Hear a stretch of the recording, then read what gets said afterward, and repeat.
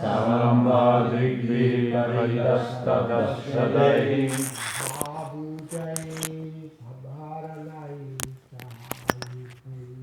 Mahabhujai Saharanai Saharanai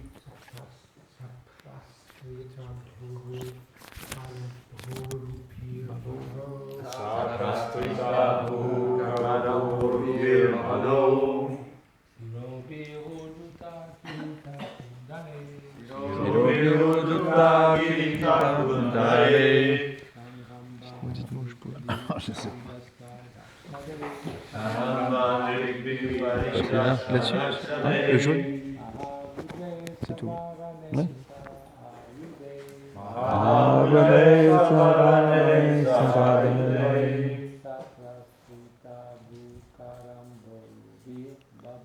Saprastrita Bhukarabhurvir Babo. Prabhupada, du verset 42, chapitre 10, intitulé Le combat des Devas et des Asuras, chant 8.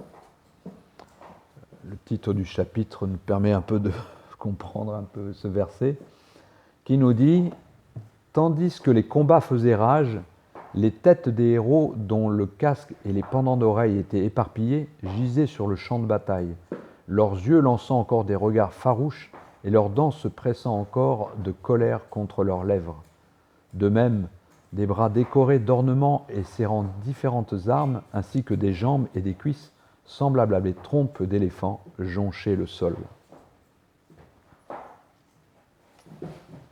Donc nous continuons cette bataille dantesque entre les Devas et les Asuras. Kabandas tatra shotpetu patitasva shirokshibihim udyatayuda dordander udanvato batanbride. De nombreux troncs sans tête apparurent sur ce champ de bataille. Brandissant des armes, ces troncs fantomatiques qui pouvaient voir par les yeux des têtes tombées, attaquèrent les guerriers ennemis. Teneur est porté de Srila Prabhupada. Nous voyons ici que les héros qui moururent sur le champ de bataille devinrent immédiatement des fantômes. Et bien que leurs têtes eussent été tranchées, de nouveaux troncs apparurent. Ceux-ci, voyant avec les yeux des têtes tranchées, se mirent à attaquer l'ennemi. En d'autres termes, de nombreux fantômes furent engendrés pour se joindre au combat, et c'est ainsi que de nombreux corps sans tête apparurent sur le champ de bataille.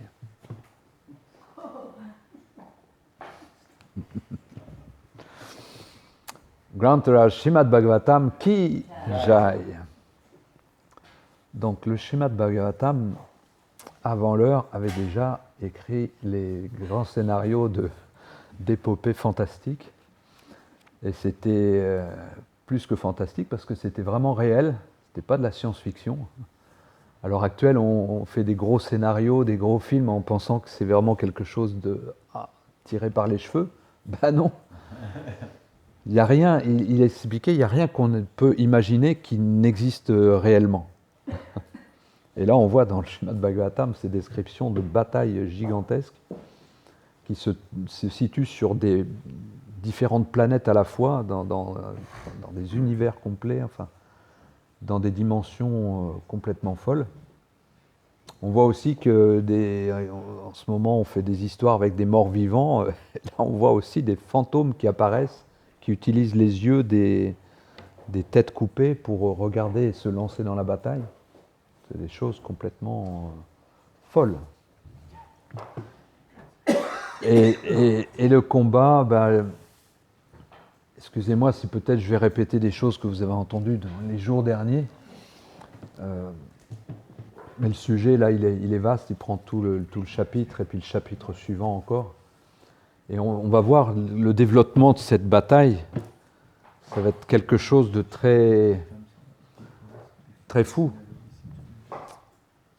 Mais à cette époque-là, ça semblait assez clair. On avait deux camps qui étaient les Devas et les Asuras dans un autre côté. Et on va voir plus tard que les Asuras même vont développer des tas d'artifices. Ils vont créer des tas d'illusions pour tromper les Devas, les dévots.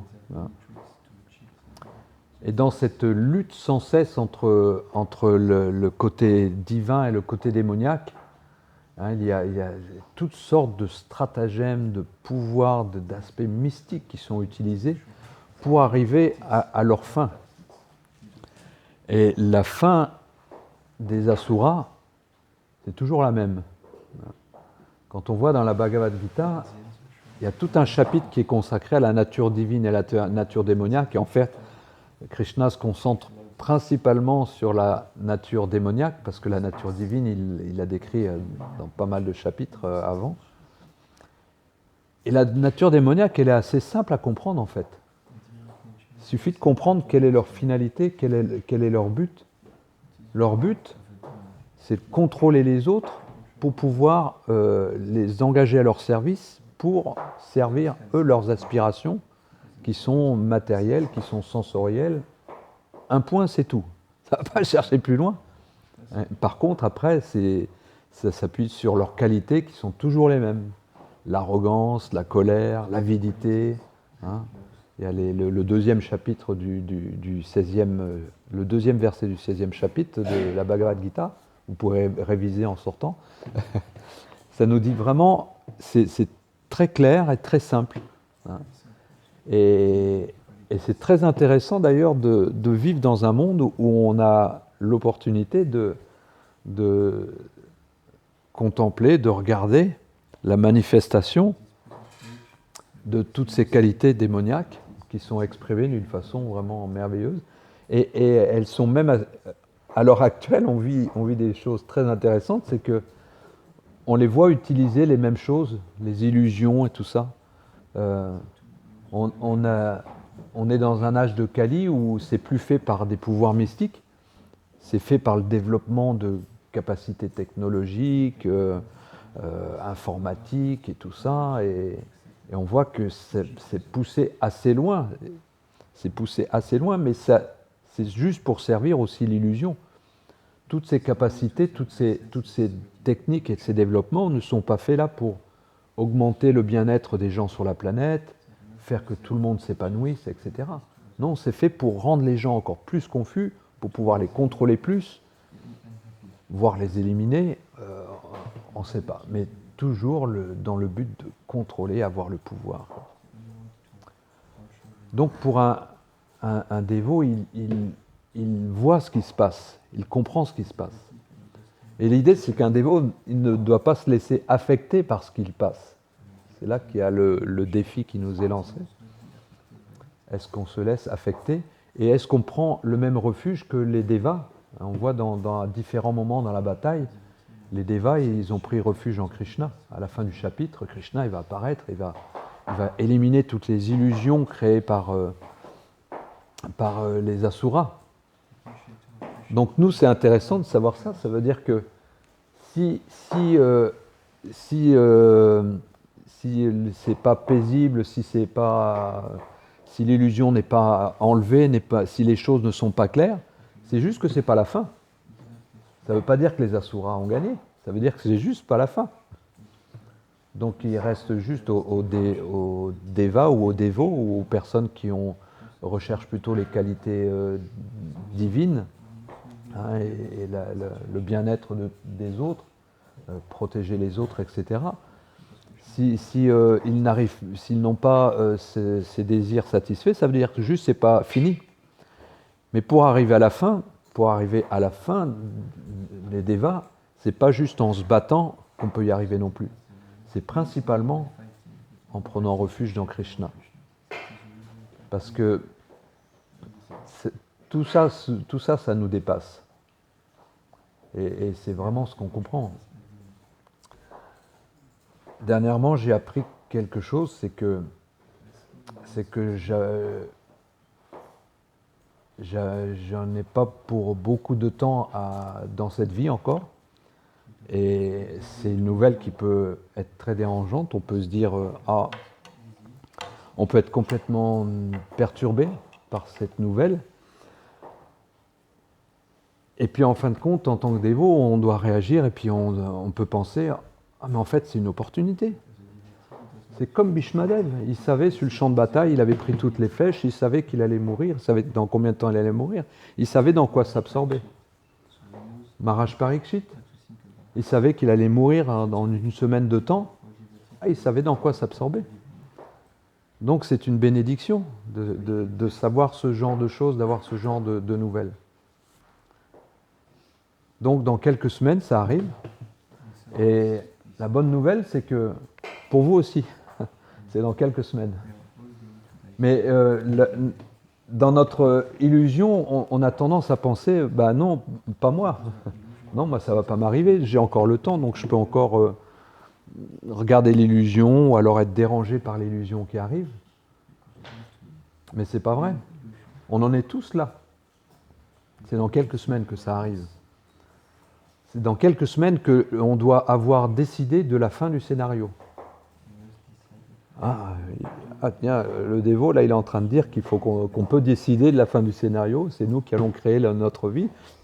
Il y a des gens, ils n'aiment pas ça, l'idée que nous, on ait la décision entre nos mains de comment ça va se finir. Mais en fait, on doit prendre cette décision. Si on ne prend pas cette décision, c'est quelque chose d'autre qui va la prendre à notre place. On appelle Maya. Ça peut être Maya, la grande illusion. Alors, elle va juste dire, bah écoute, on va peser le pour et le contre, puis on va te dire dans quelle sorte de corps on va te renvoyer. Mais nous, on peut choisir de dire, ben non, moi j'ai envie de choisir ma destination. Et tout ce que nous avons reçu de Srila Prabhupada, c'est exactement ça. Il nous explique comment on peut choisir notre destination. Est-ce qu'on va passer notre temps sur des champs de bataille, à lutter contre l'illusion, lutter contre des démons ou lutter contre nos démons intérieurs? Parce que ce qui est fabuleux dans cet âge de Kali, c'est que la nature divine et la nature démoniaque, elles sont plus séparées dans des corps différents, comme dans les âges passés. C'est que dans l'âge de Kali, ils sont en nous. Donc, si elles sont en nous, qu'est-ce qu'il nous reste à faire? Il nous reste à vraiment discerner, et puis éplucher, puis chercher. Et notre vie dans la conscience de Krishna ne doit pas se résumer à répéter année après année ce que nous avons appris à faire la première année.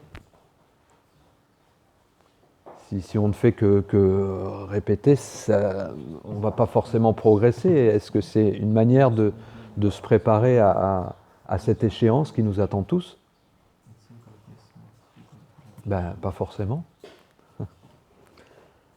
Ça veut dire que à chaque instant, quels sont les types de questions que je me pose sur moi? Est-ce que j'essaie d'identifier où se logent encore mes parts de qualité démoniaque? Est-ce que je les identifie? Est-ce que je fais des pas pour me libérer de ces tendances-là? Est-ce que je développe des qualités divines à côté? Est-ce qu'autour de moi, ce que les dévots me renvoient, c'est que je suis en train de progresser, ils vont me le renvoyer parce qu'ils vont de plus en plus m'envoyer d'appréciation. Si de plus en plus ils sont dérangés par comment je me comporte, ça doit me signaler, tiens, il y a quelque chose qui ne va pas encore, il y a quelque chose peut-être que je devrais regarder et puis sur lequel je pourrais encore travailler. Donc c'est intéressant. Et moi, dans ma nature divine et démoniaque, Krishna nous dit, le démon, il dit, ça c'était de mes propriétés, ou alors ça, je convoitais ça et je l'ai obtenu. Celui-là s'opposait à moi, je l'ai tué, puis d'autres viendront, je les tuerai à leur tour. Est-ce que c'est ça ma mentalité? Est-ce que quand je vois quelqu'un agir, même dans mon environnement proche, est-ce que je regarde les choses qui sont dérangeantes en lui, ou est-ce que je regarde des choses qui sont inspirantes en lui? Dans mon éducation, puis dans mes tendances habituelles, j'ai eu tendance à dire « Waouh, ça va pas », dans ce que je vois à l'extérieur. Ouais, s'il y avait juste des démons et des asuras, bah ouais, je pourrais montrer à l'extérieur. Ah, ça, c'est un démon, ok. Mais comme les deux natures sont en chacun de nous, j'ai surtout besoin de m'occuper de ce qui se passe en moi. Qu'est-ce qu'il y a qui ne va pas en moi? Si je m'occupe encore de ce qui ne va pas chez l'autre, ça veut dire que je ne veux pas m'occuper de ce qui est vraiment important pour moi. Ça veut dire que j'oublie que dans quelques semaines, ça y est, l'examen final, il va être là. Hein. Il va être là, il faut vraiment que je sois prêt. Non, ça veut dire que je suis en train de m'occuper que les autres soient prêts. Il faut que les autres soient prêts pour qu'ils y arrivent. Ça veut dire que toi, tu ne vas pas voir ton examen final? Si, ça arrive. Ça veut dire qu'il y a quelques semaines qui nous restent, quoi. Et ça veut dire que si j'ai la chance d'être dans la compagnie des dévots, en quoi les dévots peuvent m'inspirer à trouver des qualités que je n'ai pas encore, et en quoi ils peuvent me renvoyer devant moi à ces choses qui ne sont pas encore palatable, comme disait Srila Prabhupada, parce que si on veut approcher la personne la plus pure, la plus belle, et puis qu'on a ce genre de tâches qui vont jurer dans son entourage, ça va être difficile. On va peut-être même pas être accepté. On va avoir tout un barrage de Kumara qui vont être là à la porte et qui vont nous dire désolé mon grand, c'est bien essayé, mais d'essayer de cacher ça, non. C'est visible comme les taches sur la Lune, quoi, ou comme la mousse sur le Gange, quoi. Peut-être que tu es pur à l'intérieur, mais il faudrait peut-être un peu prendre une douche avant de venir, quoi. Donc là, on est sous la douche, il faut en profiter. Hein. Faut en profiter en adoptant la méthode que Srila Prabhupada nous donne. Alors on voit que tout le développement technologique permet de développer beaucoup d'illusions. Hein, donc on peut être confus par rapport à ce qu'on voit, par rapport à ce qu'on peut comprendre de ce qui se passe dans ce monde en ce moment.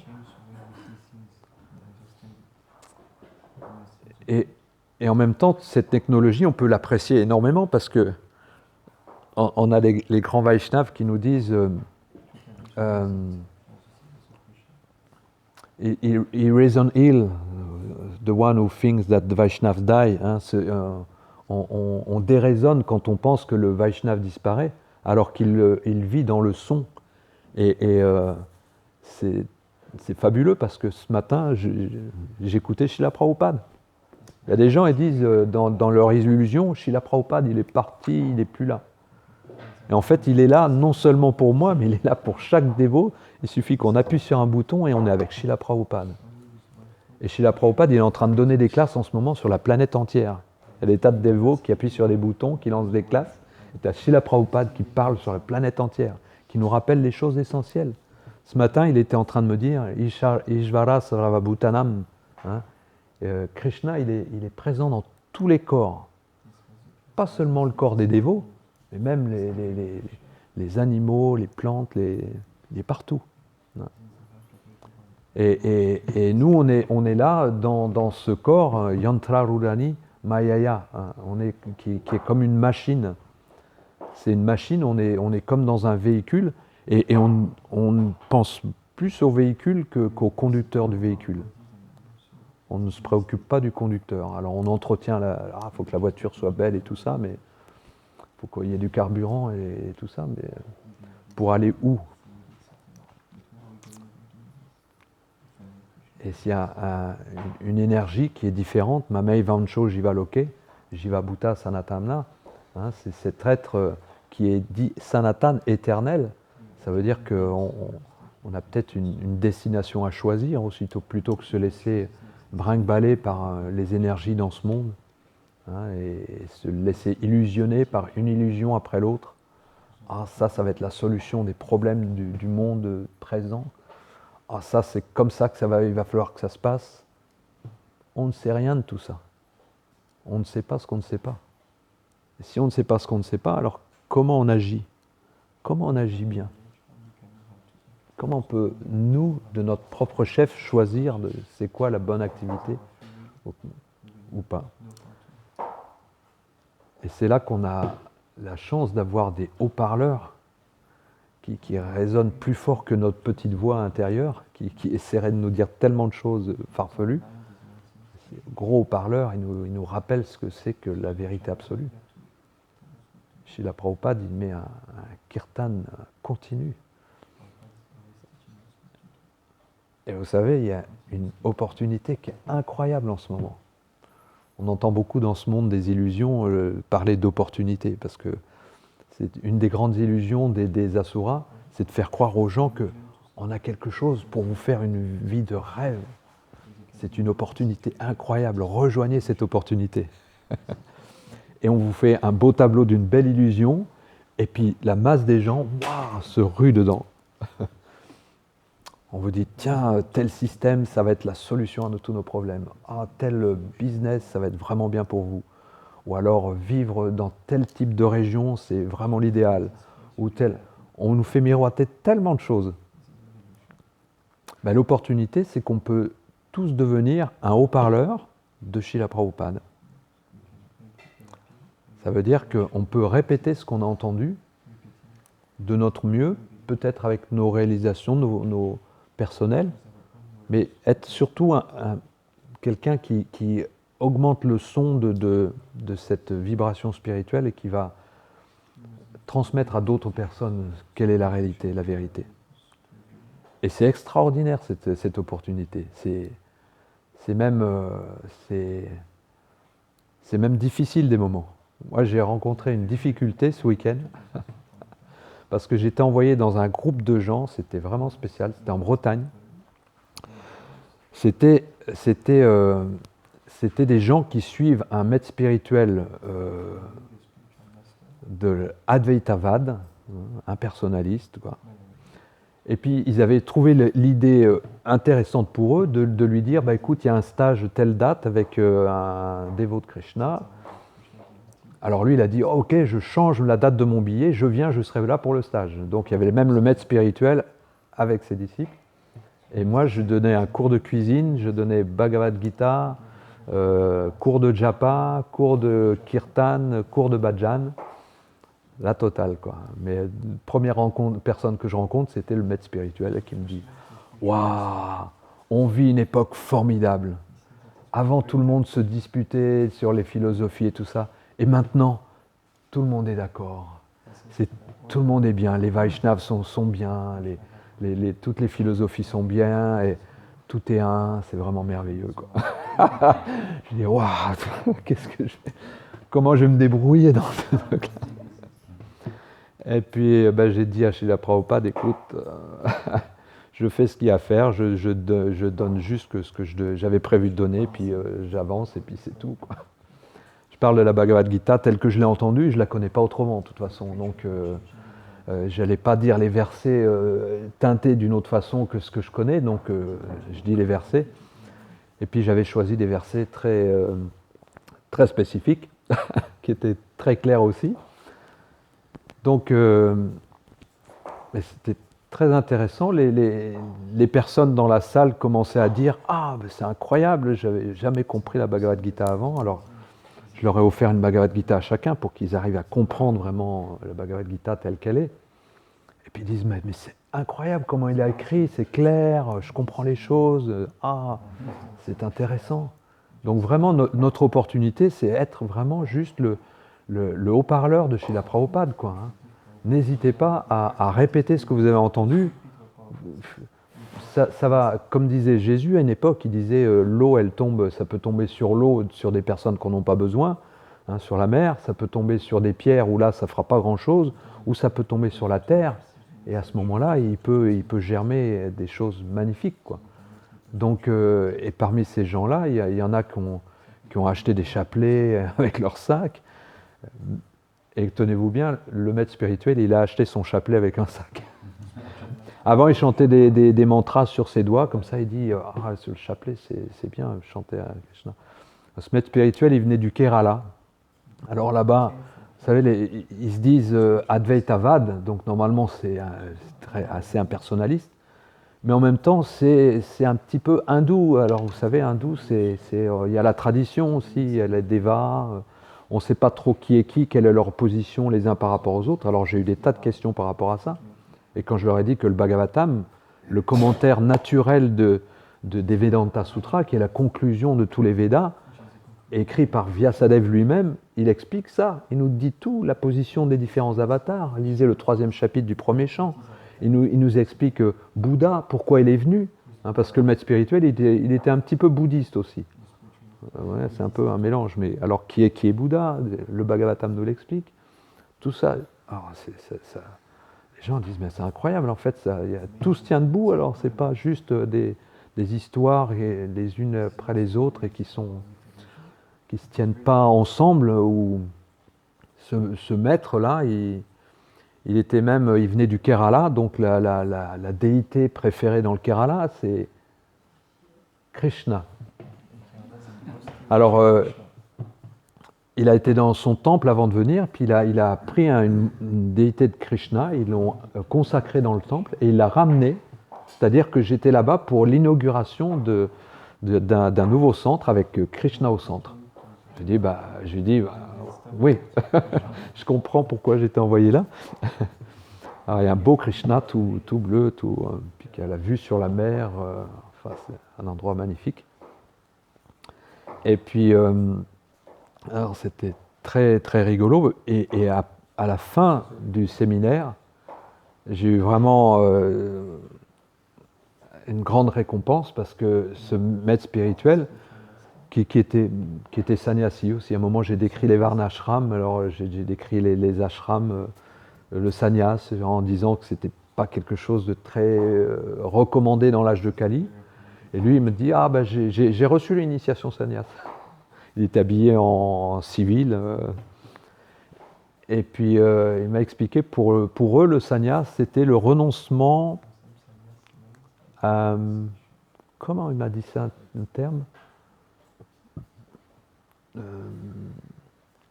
Le renoncement...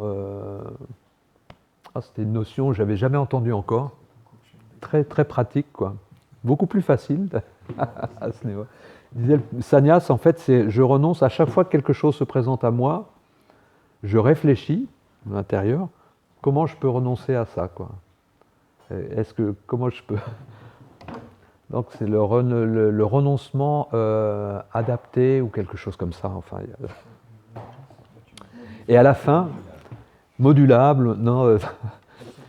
Donc à la fin, il est venu puis il a dit merci beaucoup pour toutes ces présentations. J'étais vraiment content. J'ai vu beaucoup des dévots de Krishna. J'avais jamais eu l'occasion d'entendre.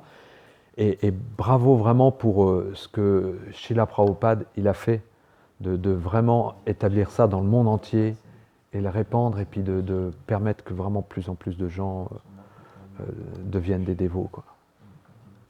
C'était vraiment merveilleux, quoi.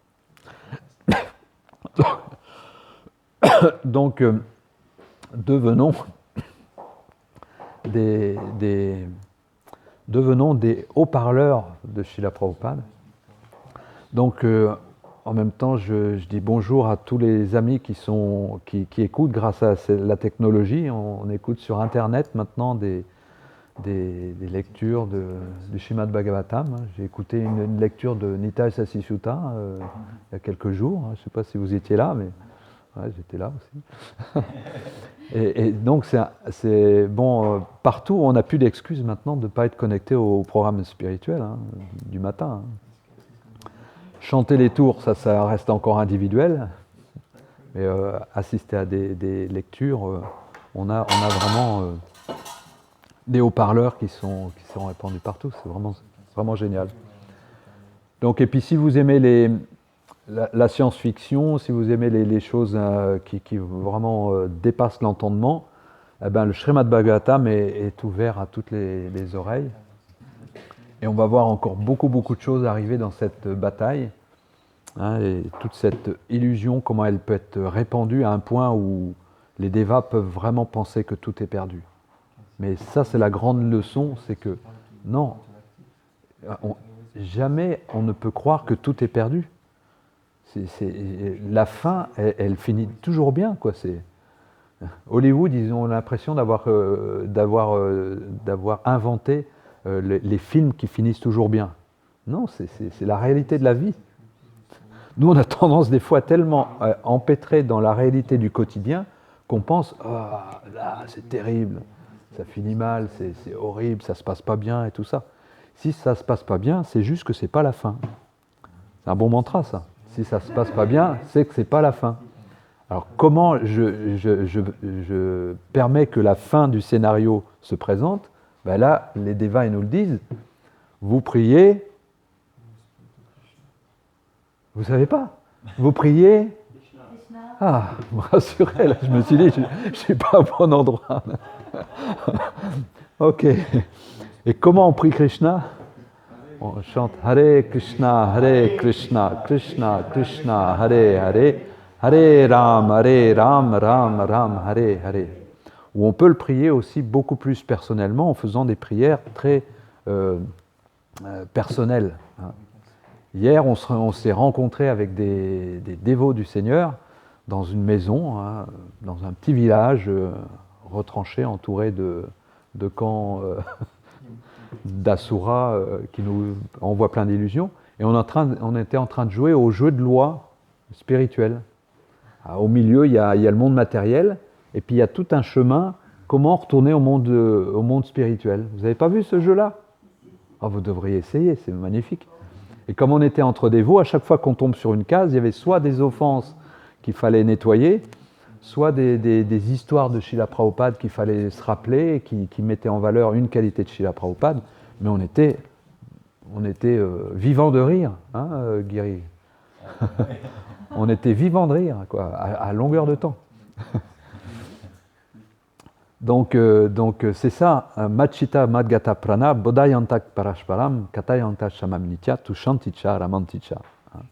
C'est ça l'essence des dévots du Seigneur, c'est qu'il faut se rappeler les uns les autres, s'éclairer sur Krishna, se rappeler ses divertissements, hein, et à chaque moment nous allons trouver Tushanticha, on va se libérer de ces illusions, de ces impressions que tout se passe mal, et Ramanticha, on va trouver un goût supérieur qui vient de le contact avec la réalité spirituelle.